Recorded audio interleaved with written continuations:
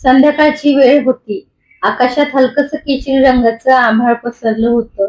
पण राहुलच्या मनात मात्र अंधार दाटून आला होता.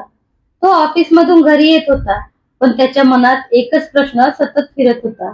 नेहमी हसणारी, बोलकी असणारी माझी स्नेहा एवढी बदलली कशी? राहुल आणि स्नेहाचं लग्न होऊन 4 वर्ष झाली होती. सुरुवातीचे दिवस खूप सुंदर होते. स्नेहा खूप काळजी घेणारी, प्रेमळ आणि समजूतदार होती. राहुल ऑफिसमधून दमून आला की तिचं एक हसू त्याचा सगळा थकवा दूर करायचं. दोघे मिळून छोट्या छोट्या गोष्टींमध्ये आनंद शोधायचे. पण हळूहळू काहीतरी बदलायला लागलं. सुरुवातीला राहुलने फार लक्ष दिलं नाही. कधी कधी मूड खराब असतो असं त्याने स्वतःला समजावलं. पण दिवसेदिवस स्नेहाचा स्वभाव अधिक चिडचिडा, शांत आणि दूर वाटायला लागला. ती आता कमी बोलायची, छोट्या गोष्टींवरून रागवायची आणि कधी कधी पूर्ण दिवस एक शब्दही बोलायची नाही.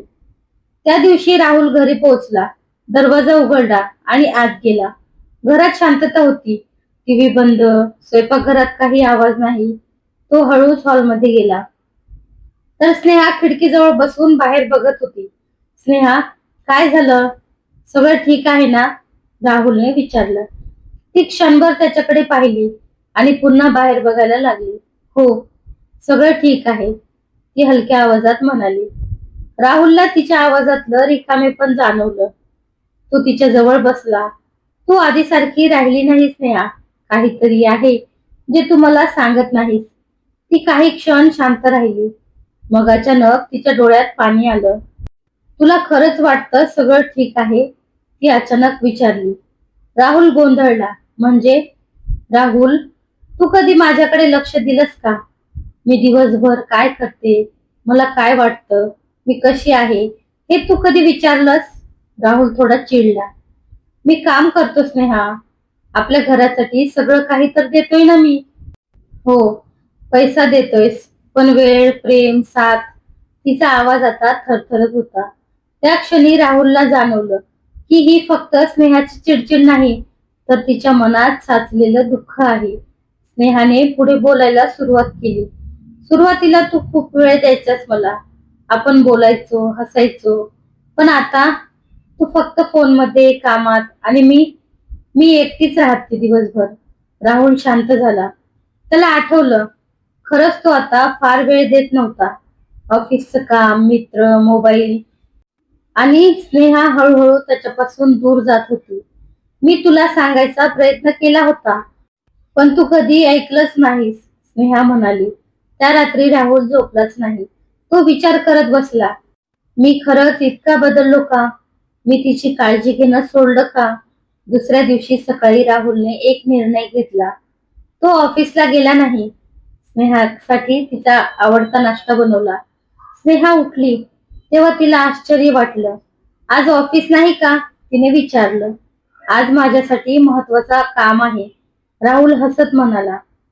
काय? माझ्या बायकोला परत हसवायचं. स्नेहाच्या डोळ्यात पुन्हा पाणी आलं. पण यावेळी त्या अश्रूंमध्ये वेगळंच काहीतरी होतं. आशा. त्या दिवसापासून राहुलने हळूहळू बदलायला सुरुवात केली. तो वेळ काढायला लागला, तिच्याशी बोलायला लागला, तिचं ऐकायला लागला. छोट्या छोट्या गोष्टींमध्ये पुन्हा आनंद शोधायला लागले. स्नेहाचा स्वभावही हळूहळू बदलायला लागला. ती पुन्हा हसायला लागली, बोलायला लागली. एका दिवशी ती राहुलला म्हणाली, माझा स्वभाव बदलला नव्हता राहुल, फक्त मी एकटी पडले होते. राहुलने तिचा हात हातात घेतला आणि म्हणाला, आता कधीच तुला एकटं पडू देणार नाही. त्या दोघांच्या आयुष्यात पुन्हा प्रकाश आला. नातं तुटत नाही अचानक. ते ते हळूहळू दुर्लक्षित होत जातं. प्रेम टिकवण्यासाठी फक्त पैसा नाही, तर वेळ, समजूतदारपणा आणि साथही तितकीच गरजेची असते. सकाळचं ऊन खिडकीतून आत येत होतं आणि स्नेहा किचन मध्ये चहा बनवत उभी होती. तिच्या चेहऱ्यावर थोडस हसू होतं, पण मनात अजूनही शंका होती की राहुलचा बदल खरा आहे की तात्पुरता. तेवढ्यात राहुल मागून येऊन तिच्या खांद्यावर हात ठेवतो आणि हसत गुड मॉर्निंग म्हणतो. तीही हलकस हसते, पण लगेच गंभीर होत म्हणते की बदलणं इतकं सोपं नसतं राहुल. मान डुलवतो आणि सांगतो की तो खरंच प्रयत्न करतोय. त्या दिवशी दोघे एकत्र नाश्ता करतात, पण मध्ये अजूनही थोडं अंतर जाणवत राहतं. दिवस जातात, राहुल वेळ द्यायचा प्रयत्न करतो, पण जुन्या सवयी परत येतात.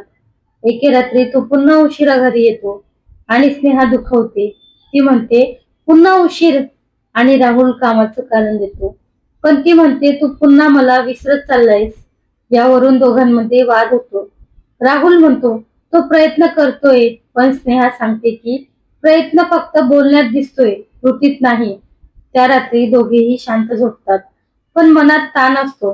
दुसऱ्या दिवशी स्नेहा विचार करते की नेहमीच तीच का समजून घ्यायचं, आणि मग तीही ठरवते की नातं टिकवायचं असेल तर तिलाही बदलायला हवं. संध्याकाळी राहुल घरी येतो तेव्हा वातावरण शांत असतं. स्नेहाने त्याच्यासाठी जेवण तयार केलेलं असतं. ती त्याला बसवते आणि सांगते की आपण दोघंही चुकीचे आहोत. तू मला वेळ देत नाहीस आणि मी रागाने सगळं व्यक्त करते. त्यामुळे अंतर वाढतं. राहुल शांत होतो आणि दोघं ठरवतात की दोष देणं थांबवून एकमेकांना समजून घ्यायचं आणि रोज किमान अर्धा तास फक्त एकमेकांसाठी द्यायचा. सुरुवातीला ते कठीण वाटतं, पण हळूहळू तो वेळ खास बनतो. ते पुन्हा हसायला बोलायला लागतात आणि नातं सुधारायला लागतं. पण त्यांच्या आयुष्यात लवकरच एक अशी वेळ येणार असते जी त्यांच्या नात्याची खरी परीक्षा घेणार असते. पुढे चालू काही दिवस सगळं ठीक चालू असताना एक दिवस राहुलला ऑफिस मधून अचानक बाहेरगावी जायचं काम येतं आणि तो स्नेहाला सांगतो की 2-3 दिवस तो घरी येणार नाही. हे ऐकून स्नेहाच्या चेहऱ्यावर पुन्हा तीच अस्वस्थता येते, कारण आधीसारखं पुन्हा अंतर वाढेल अशी भीती तिच्या मनात येते. राहुल तिला समजावतो की यावेळी तो तिला दुर्लक्षित करणार नाही आणि रोज फोन करेल. पण पहिल्याच दिवशी कामाच्या ताणामुळे राहुलचा फोन येत नाही आणि स्नेहा पूर्ण रात्र त्याची वाट बघत बसते. तिच्या मनात पुन्हा जुने दिवस जिवंत होतात. दुसऱ्या दिवशीही राहुल उशिरा फोन करतो आणि तेही 2 मिनिटासाठी. स्नेहा काही बोलत नाही, पण तिच्या मनात पुन्हा तुटायला सुरुवात होते. ती विचार करते की हा बदल खोटाच होता आणि हळूहळू ती पुन्हा शांत होते, बोलणं कमी करते. तिसऱ्या दिवशी राहुल घरी येतो तेव्हा घरात पुन्हा तीच थंड शांतता असते. स्नेहा न बोलता आपलं काम करत असते. राहुलला लगेच जाणवतं की काहीतरी चुकलंय. तो तिच्याशी बोलायचा प्रयत्न करतो, पण स्नेहा फक्त एवढंच म्हणते, तू पुन्हा बदललास राहुल.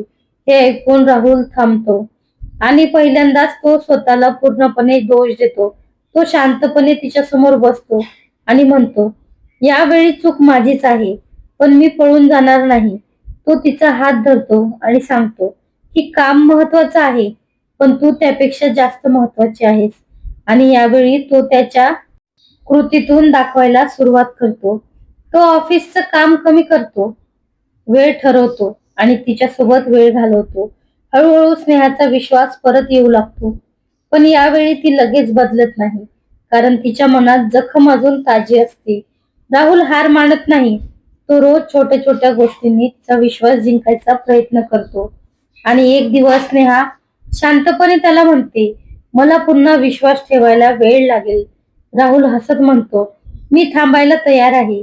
आणि त्या क्षणी त्याच्या नात्यात पुन्हा एक नवीन सुरुवात होते, जिथे फक्त प्रेम नाही तर समजूतदारपणा आणि संयमही असतो. आणि यावेळी दोघांनाही कळतं की नातं टिकवायचं असेल तर बदल दोघांनाही